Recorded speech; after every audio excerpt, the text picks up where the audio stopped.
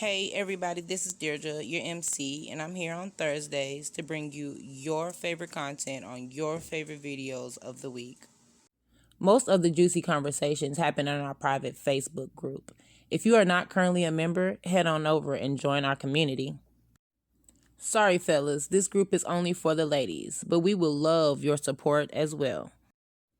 You can find Ladies Lit on Facebook, YouTube, and Instagram at Ladies Lit, or on Twitter at Ladies Lit Reads. If you would like to be featured on one of the segments of Ladies Lit topics, please contact one of the admins and we will be more than happy to help you out. All links will be posted below. Last segment, we talked about the women running in the upcoming election. This segment, we are going to talk about the struggle it took to get them there. I have to give y'all a quick reminder that the last day to register to vote is this Monday, October 5th.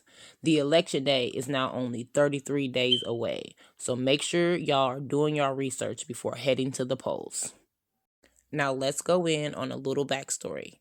Over 100 years ago, on June 4th, 1919, the 19th Amendment passed through Congress, granting women their right to vote.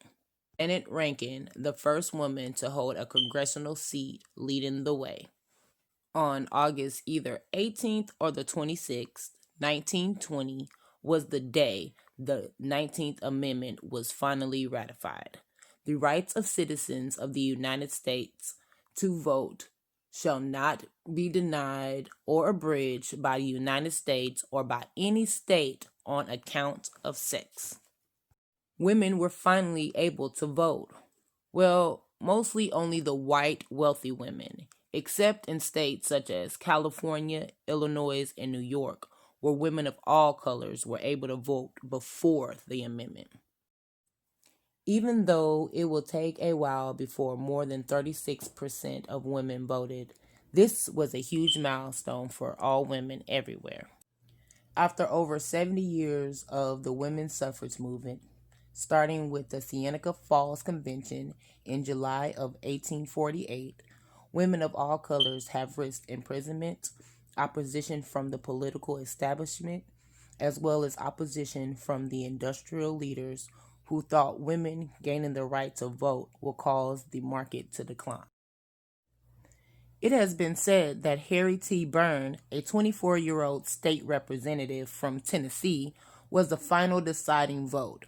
With pressure from party members opposing the women's suffrage movement, Burns was going to vote against, but a letter from his mother changed his mind.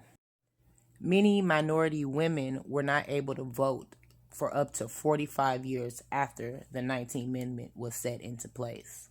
Native American, Asian, and Latin women had a hard time claiming citizenship, especially the ones living in the District of Columbia or Puerto Rico.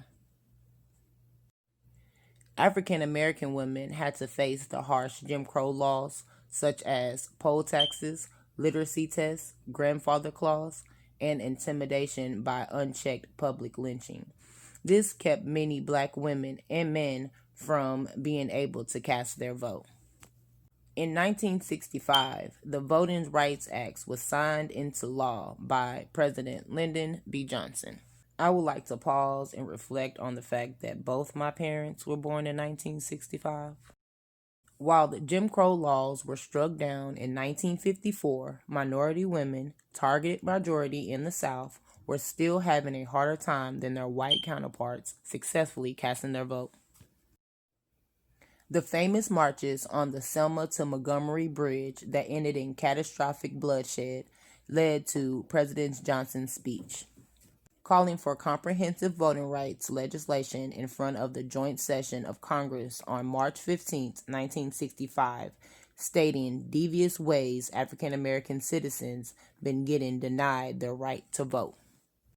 To this day, voter suppression is alive and well, mostly targeting the elderly and disabled. Long poll lines and lack of disability accommodation make it hard for them to vote. The current climate with the postal shortage also adds in the hindrance of them exercising their right. So we all need to help at least one elderly person to the polls this year. The women's vote changed drastically after 1980. This is the year women voter turnout surpassed that of the men, with 68% of the women turning up to vote versus the men's 59%. The 2018 election was the most profound for women, as their vote swept Democrats into the House. In 2019, a total of 131 congressional seats belonged to women, although this only makes up 25% of Congress. I vote because I pay taxes and it's my right. I vote for my children and their children, and I also vote for a more coherent future.